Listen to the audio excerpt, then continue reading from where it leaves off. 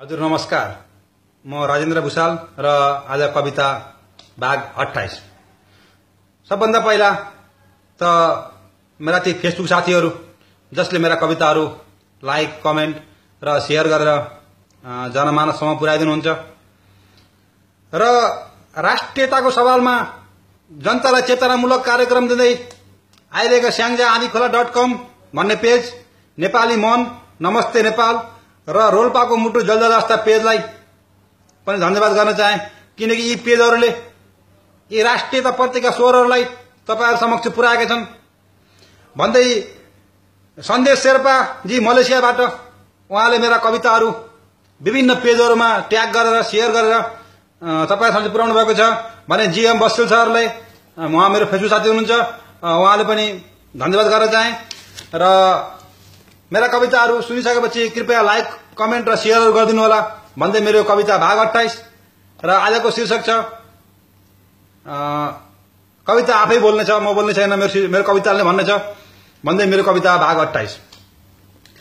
राजनीतिलाई धर्मसँग जोडेर तोडफोड गर्ने कामले अरु आत्मा भरिएको छैन। राजनीतिलाई धर्मसँग जोडेर तोडफोड गर्ने कामले तिम्रो आत्मा भरिएको छैन। पशुपतिनाथका भट्ट पुजारी निकाल्नु पर्छ भन्ने माग गरिएको छैन। ए मधुजाति नेता हो, राजनीतिलाई धर्मसँग जोडेर तोडफोड गर्ने कामले तिम्रो मन भरिएको छैन। पशुपतिनाथका भट्ट पुजारी निकाल्नु पर्छ भन्ने माग हामीले गरिएको छैन। किन धार्मिक स्थलमाथि पेट्रोल बम अनि ढुङ्गा मोड चलाउँछौ? ए मधुजाति नेता हो, किन धार्मिक स्थलमाथि पेट्रोल बम अनि ढुङ्गा मोड चलाउँछौ? तिमीहरू त दाइजो नपाए आफ्नो बुहारी पनि जिम्दै जलाउँछौ। तिमीहरू त दाइजो नपाए आफ्नो बुहारी पनि जिम्दै जलाउँछौ। धर्मको नाममा कुनै पनि पार्टीको झण्डा बोकिने छैन। ख्याल गर मधुजाति नेता हो, धर्मको नाममा कुनै पनि पार्टीको झण्डा बोकिने छैन। तिमी मर्नेछौ, तिम्रो श्रीमतीलाई पशुपतिनाथको दर्शनमा रोकिने छैन। ए मधुजाति नेता हो, धर्मको नाममा कुनै पनि पार्टीको झण्डा बोकिने छैन। तिमी मर्नेछौ, तिम्रो श्रीमतीलाई पशुपतिनाथको दर्शनमा रोकिने छैन। हामी त महिलालाई देवता बराबर सम्मान गरिन्छ, त्यही भएर नि हामी नेपाली बनिएको। मधुजाति नेताहरू, हामी त महिलालाई देवता बराबर सम्मान गरिन्छ, त्यही भएर नि हामीहरू नेपाली बनिएको। तिमीहरूलाई सम्मान भन्ने कुरा थाहै छैन, त्यसैले तिमीहरूलाई धोती भनेर भनिएको। तिमीहरूलाई सम्मान भन्ने कुरा थाहै छैन, त्यसैले तिमीहरूलाई धोती भनेर भनिएको। महामहिम राष्ट्रपति रामवरण यादवजी राष्ट्रपति हुँदा देशभर दीपावली मनाइयो। मधुजाति नेताहरू सुन्नु होला, महामहिम राष्ट्रपति रामवरण यादवजी राष्ट्रपति हुँदा देशभर दीपावली मनाइयो। अहिले महामहिम राष्ट्रपति विद्या भण्डारीमाथि तराईमा विरोध जनाइयो। अहिले महामहिम राष्ट्रपति विद्या भण्डारीमाथि तराईमा विरोध जनाइयो। आजकल तराईका जिल्लाबाट दिनौं अप्रिय घटनाहरू सुन्नमा आउन थालो।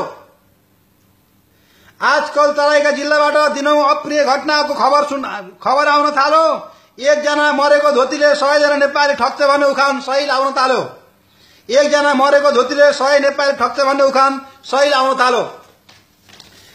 यिनै 2-4 जना धोतीहरूले गर्दा आज देशको यो हालत बनेको।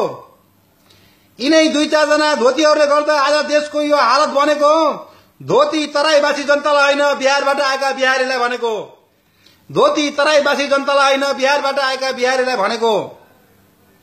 नेपालको उच्च पदमा काम गर्ने कर्मचारीले महिनाको 40-50 हजार पाउँछ।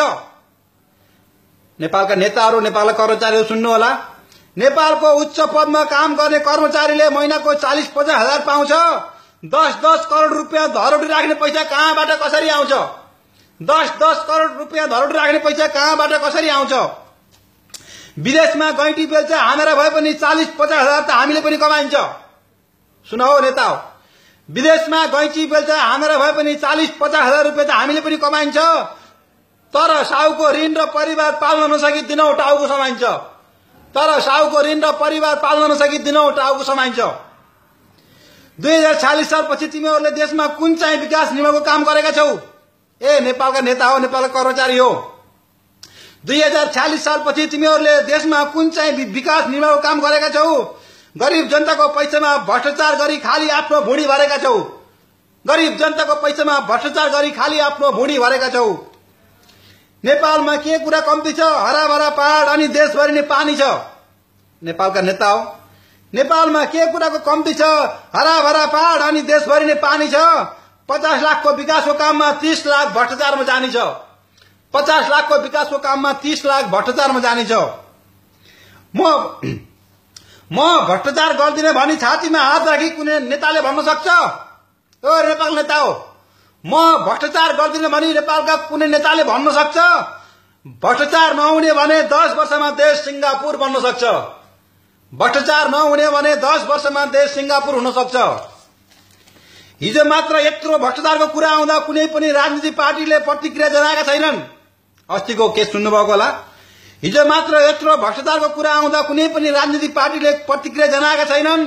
यिनलाई पनि फाँसी हुन्छ भने नेपालमा फाँसीको कानून बनाएका होइनन् हाम्रा नेताहरूले। यिनलाई पनि फाँसी हुन्छ भने नेपालमा फाँसीको कानून बनाएका होइनन्। जस्ता नेता उस्तै कर्मचारी हुनाले नेपाली जनतालाई दुःख पाइएको छ। सुन्नु होला, जस्ता नेता उस्तै कर्मचारी हुनाले नेपाली जनतालाई दुःख पाइएको छ। साउदी, कतार र दुबई जस्तो भ्रष्टाचार गरे फाँसी दिने कानून देशमा चाहिएको छ। साउदी, कतार र दुबई जस्तो भ्रष्टाचार गरे फाँसी दिने कानून देशमा चाहिएको छ। देशको सबै सम्पत्ति जति मधेसवादीले तोडफोडले भ्याउने भयो ओलीजी। देशको सबै सम्पत्ति जति मधेसवादीले तोडफोडले भ्याउने भयो। तपाईको राष्ट्रियताले नेपालमा फेरि ढुङ्गे युग ल्याउने भयो ओलीजी। देशको सबै सम्पत्ति जति मधेसवादीले तोडफोडले भ्याउने भयो। तपाईको राष्ट्रियताले नेपालमा फेरि ढुङ्गे युग ल्याउने भयो। मोदीले अब नाका खुल्ला भयो, चीनसँगको व्यापार बन्द गर भनेर भन्ला नि ओ ओलीजी। मोदीले अब नाका खुला भयो, चीनसँगको व्यापार बन्द गर भनेर भन्ला नि। ख्याल गर्नु होला, मोदीलाई धन्यवाद भन्दा चीन हाम्रो शत्रु बन्ला नि। ख्याल गर्नु होला, मोदीलाई धन्यवाद भन्दा चीन हाम्रो शत्रु बन्ला नि। बेला बेलाको नाकाबन्दीले नेपाली जनतालाई धेरै दुःख पाइयो। ओ नेता हो, यो बेला बेलाको नाकाबन्दीले नेपाली जनतालाई धेरै दुःख पाइयो। सबै सामान भारतबाट मात्र होइन, चीनको पनि सामान नेपालमा आउन चाहियो। सबै सामान भारतबाट होइन, चीनको पनि सामान नेपालमा आउन चाहियो। धन्यवाद सबै मेरा फेसबुक साथीहरू, मेरा कविताहरू लाइक, कमेन्ट र शेयर गर्ने सम्पूर्ण साथीहरू र सम्पूर्ण पेजहरू स्याङ्जाआन्धीखोला.com, नमस्ते नेपाल, नेपाली मन, रोल्पाको मुटु जलजला लगायत सम्पूर्ण साथीहरूलाई धन्यवाद। कस्तो लाग्यो प्रतिक्रिया दिनु होला। हस्त, नमस्ते, खुसी लाग्यो।